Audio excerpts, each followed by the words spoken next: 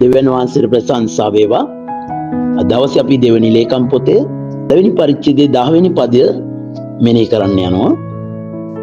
ඒකේ පැහැදිලිව කියනවා මෙතන සලමොන්ගේ තෝරා ගැනීම ගැන තමයි කතා කරන්නේ.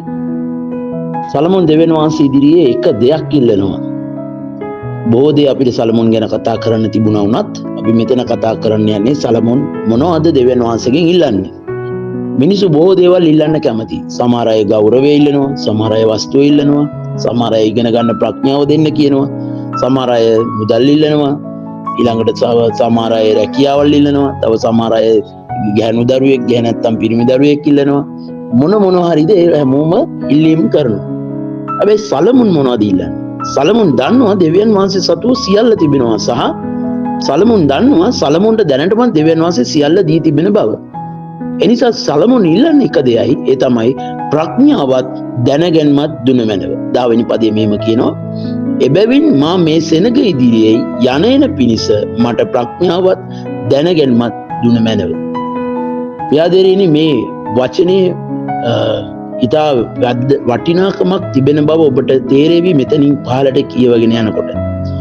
සලමොන්ට දෙවියන් වහන්සේ පුදුම ලෙස ප්‍රඥාව දෙනවා. ඒ විතරක් නෙවෙයි, 12 වෙනි පදයේදී කියනවා ප්‍රඥාව දැනගැන්මත් ඔබ ඉල්ලපු නිසා ඔබට ඒවත් හම්බෙනවා. මීට පෙර කාටවත් මොන රජ කෙනෙකුටවත් නොලැබුණු ප්‍රඥාවක් ඔබට ලැබෙන්නේ යනවා. ඒ විතරක් නෙවෙයි, ඔබට ඒ සමග වස්තුවත් සම්පතත් ගෞරවයත් දෙනවා කියලා දෙවියන් වහන්සේ සලමොන්ට කියනවා. අපිට බලන්න ඕන දෙයක් තමයි බොහෝ අය ද්‍රව්‍යමය දේවල් ඉල්ලනවා. අද තිබී හෙට නැති වී යන දේවල් ඉල්ලනවා. එහෙම නැත්නම් හදිස්සියකදී නැති වෙන්න පුළුවන් දේවල් ඉල්ලනවා. නමුත් සලමොන් නැති වී නොයන දෙයක් ඉල්ලනවා.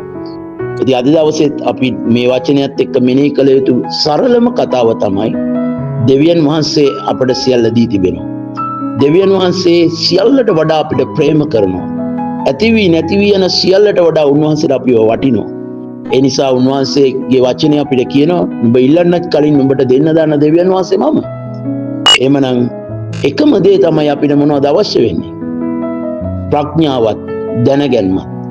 ප්‍රඥාවත් දැනගැන්මත් ඔබට සහ මට තිබෙනවා නම් අපිට වස්තුව ළඟා කර ගැනීමේ හැකියාව, ඒ වගේම පවුලක් හසුරුව ගැනීමේ හැකියාව, ඕනෑම ගැටලුවකට විසඳුමක් ඇති කිරීමේ හැකියාව, බොහෝ මිනිසුන්ගේ ජීවිතවලට විසඳුමක් වීමේ හැකියාව, ඒ වගේම අනාගතයේ හදීමේ හැකියාව, සියලු පැතිවලට විසඳුම නැත්නම් හැකියාව අපි ලබනවා ප්‍රඥාවත් දැනගැන්මත් තියෙනවා. ඉතින් මේ උදාසන ඔබ මන් ධෛර්යමත් කරනවා, බොහොම උනන්දු කරනවා. ඔබ උන්වහන්සේට කියන ස්වාමිනී, මට මේ උදාසන ඔබ ප්‍රඥාවත් දැනගැන්මත් දුන්න මැනව. ඔව් දැනටමත් ඒ ඔබට දී තිබෙන බව ආත්මෙන් වහන්සේ අඟවාවි. ඒ ගැන කතා කරන්න උන්වහන්සේට, ඒ ගැන ස්තුති කරන්න, ඒ ගැන මෙනෙහි කරන්න, එය පාවිච්චි කරන්න ආත්මෙන් වහන්සේ සමග එලිදරව්වකින් යුක්තව ක්‍රියාත්මක වෙන්න කියලා මේ උදාසන ඔබව ධෛර්යමත් කරනවා. මම කැමතියි ඔබ ගැන යාඥා කරන්න. ආදරවන්ත දෙවි පියාණනි, ඔබගේ සෙනග ගැන ස්තුතියි. මේ වචනේ අහන යම් කෙනෙක් වෙයිද ස්වාමිනේ, ඔබට සිත දී ඇත්ද?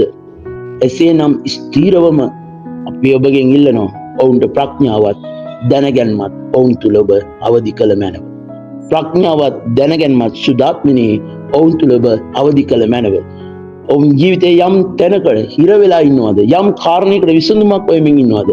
යම් තැනකට යාමට උත්සාහ කරනවද? යම් දිශාවකට ඔවුන් ගමන් කරමින් ඉන්නවද? ඔබගේ ප්‍රඥාවත් දැනගැන්මත් ඒ සඳහා ඔවුන් තුල ඔබ අවදි කළ මැනව. ඔබගේ මහිමේ දාතට බාර කරනවා යාපත් පියාණනි. සියලු ගෞරවය ඔබටයි. යේසුස් ක්‍රිස්තුස් වහන්සේගේ බලවන්ත නාමයෙන්. ආමෙන්. සියලු දෙනාට යේසුස් පිටයි.